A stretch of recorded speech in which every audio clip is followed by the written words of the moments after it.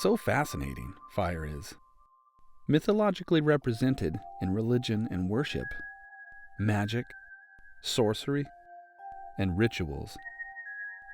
Fire has been a tool for millions of years. It's used for warmth, cooking, and cleansing.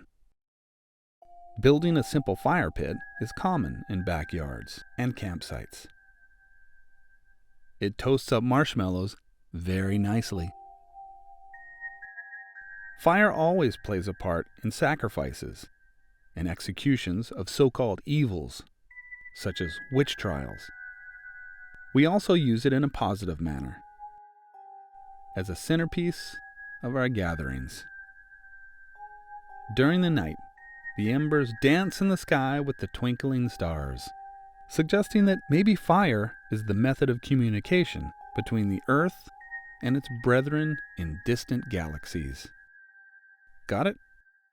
Good. Good night.